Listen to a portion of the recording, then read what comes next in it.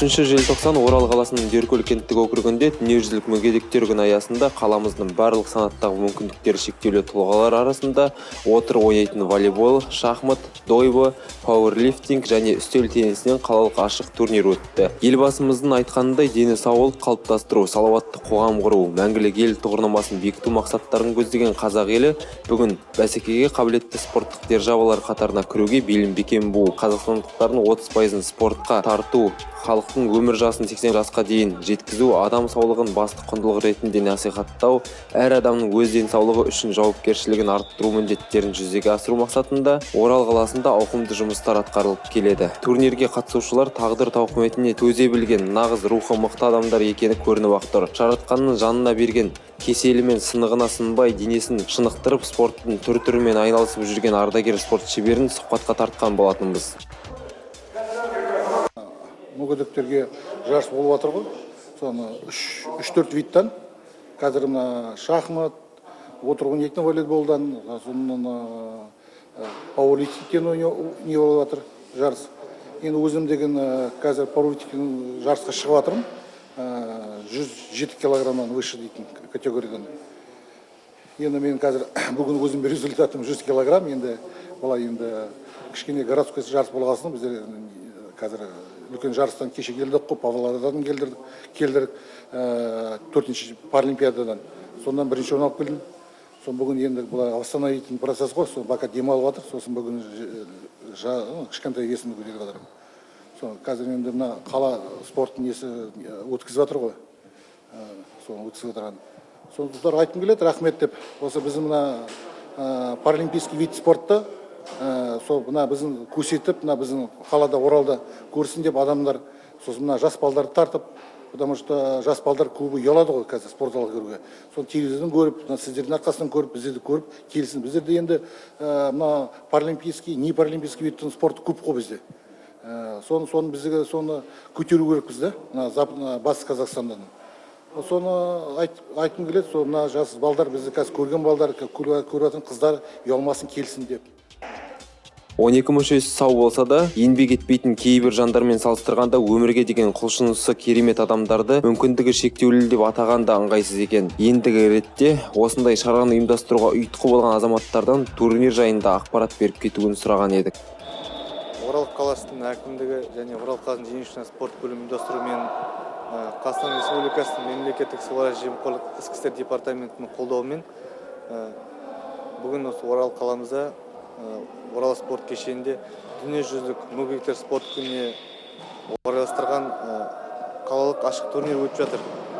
Осы жарысымызға үстел теннис, дойбы, шахмат, отырып ойнайтын волейбол, пауэрлифтинг спорт түрінен өтіп жатыр.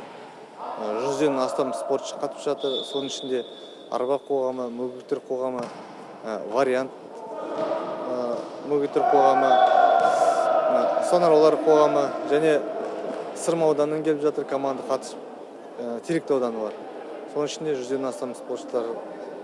Осы жарысымыздың мақсаты деген мүгедектер арасында ыңғайлы спорт түрлерді насихаттау, салауатты өмір салтын насихаттау және өздерінің бос уақыттарын тиімді спортқа бос уақыттарын кетіру және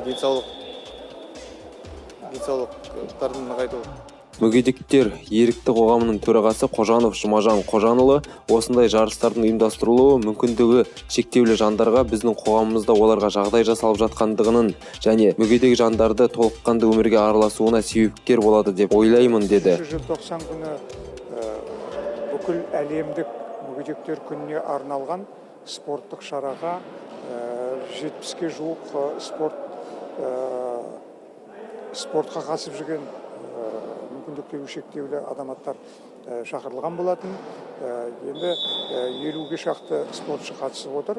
Бұнда спорттың 5 түрінен жарыс өткізілуде. Бұны ұйымдастырушы енді қалалық әкімдік, спорт бөлімі, оған қосымша қоғамдық ұйымдардың да ереже жасап, осы жастардың қалай өтуі туралы бекітілген болатын.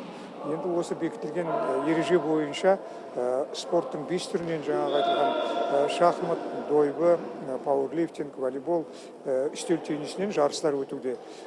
Бұл қалалық біріншілік сияқты өткенмен, бұған ашық біріншілік болып есептелгендіктен, бұндағы мақсат спортшылардың, спортпен шұғылданушы адамдардың қатарын көбейту, олардың шеберліктерін шыңдай түсу, қала берді облыс, қала құрама командаларына мүше тарту, жастарды спортқа тарту, спортты насихаттау. Сонымен бірге бұл адамдар бір-біріне достар табады, бір-бірімен байланыстар нығи түседі, талпыныстары. Сонымен бірге жас спортшылар қатары көбейе түседі деп ойлаймыз. Сондықтан негізгі бұл 3-ші желтоқсанның бүкіл әлемдік мүгедектер күні болып белгіленуінің өзі осы азаматтарды өмірге бейімдеу, оларды еңбекке, білімге, спортқа, өнерге тарту ғой.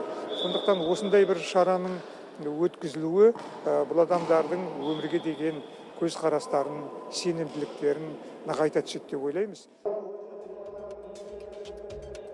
Жалпы осындай ауқымды аламан жарыстарды ұйымдастыру үшін ұйымдастырушылардың көп болатынын білесіздер. Ендеше шараны жүзеге асыруға ұйытқы болғандардың тағы бірі Қазақстан Республикасы мемлекеттік қызмет істері және сыбайлас жемқорлыққа қарсы агенттігінің Батыс Қазақстан облысы бойынша департаменті мемлекеттік қызмет және жемқорлық профилактикасы басқармасының басшысы Жұбаныш Аманқос Сағынұлы сөз сөйлеп, жарыста жеңіске жеткендердің кеудесіне медаль тақты.